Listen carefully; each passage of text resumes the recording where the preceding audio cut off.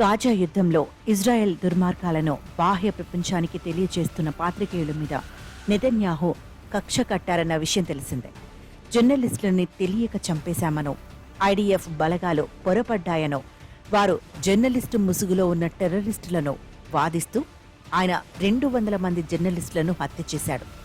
ఇప్పుడు గాజా నగరాన్ని పూర్తిగా దురాక్రమించి ఆకలి చావులను కూడా దాటి బతికిన మిగతా పాలస్తీనియన్లను తుడిచిపెట్టేసే సరికొత్త కార్యక్రమానికి ఇజ్రాయెల్ అధినేత సంసిద్ధమవుతున్న తరుణంలో మొన్న సోమవారం 5 జర్నలిస్టుల దారుణ హత్య పాత్రికేయ ప్రపంచానికి మరో బలమైన హెచ్చరిక. అంతర్జాతీయ చట్టాలను పూర్తిగా ఉల్లంఘిస్తూ డబుల్ ట్యాప్ విధానంలో ఈ హత్య జరిగింది. గాజాలోని నాజర్ ఆసుపత్రి కేంద్రంగా రాయిటర్స్ సహా వివిధ వార్తా సంస్థలు యుద్ధాన్ని ఎంతో కాలంగా కవర్ చేస్తున్నాయని ఇజ్రాయెల్ బలగాలకు తెలుసు. అది అవసరమైతే కెమెరాలతోనూ డ్రోన్లతోనో వీరంతా ఏం చేస్తున్నారో సులువుగా తెలుసుకోవచ్చు. కానీ తమ వృత్తి ధర్మాన్ని నిర్వహిస్తున్న పాత్రికేయులను ఇజ్రాయెల్ వేటాడింది.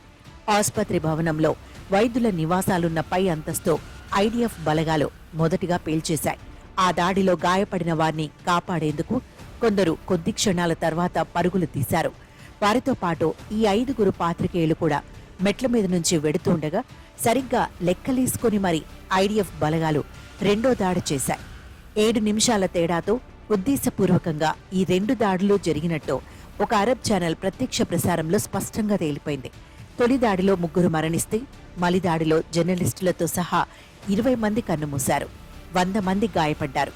ఐడిఎఫ్ బలగాల కదలికలను పసిగట్టడానికి ఈ భవనం పైన ఒక కెమెరా పెట్టారని, అందుకే ఈ దాడి చేశామని ఇజ్రాయెల్ దబాయిస్తోంది. అది ప్రత్యక్ష ప్రసారాలు ఇవ్వడానికి ఎప్పటినుంచో ఉన్నది తప్ప నిఘా కెమెరా కాదని మీడియా సంస్థలు అంటున్నాయి.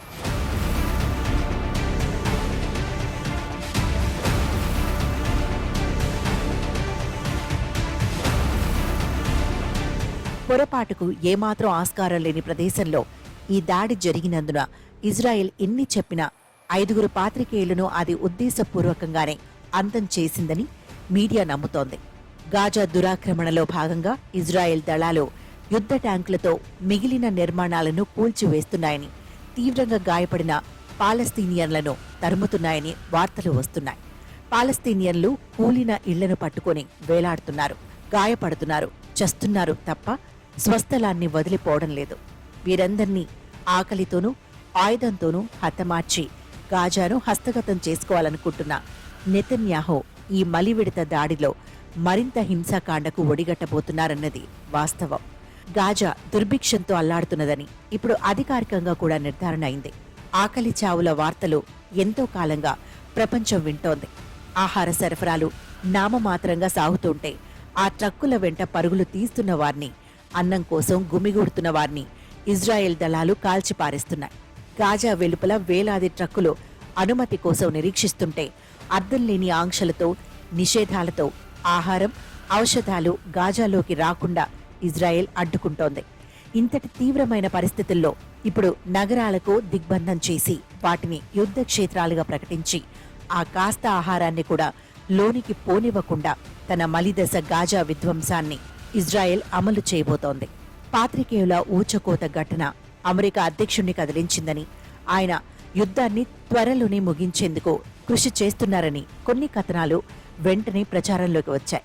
బ్రిటన్ మాజీ ప్రధాని టోనీ బ్లెయిర్ వంటి వారిని వెంటేసుకుని ట్రంప్ ఏదో హడావిడి చేస్తున్నారు. కానీ గాజాను అద్భుతమైన రిసార్ట్గా చూడాలన్న కోరిక నెరవేర్చడానికి శ్రమిస్తున్న నెతన్యాహును ఇప్పట్లో ట్రంప్ వారించే అవకాశాలు లేవు. గాజాతో పోల్చితే విధ్వంసంలోనూ మానవ హననంలోనూ ఆవగింజంత లేని ఉక్రెయిన్ యుద్ధం మాత్రం ఆయనకు అతి తీవ్రంగా దుర్మార్గమైనదిగా కనిపిస్తోంది. దానిని వెంటనే ఆపి నోబెల్ శాంతి కొట్టేయాలని అనిపిస్తోంది.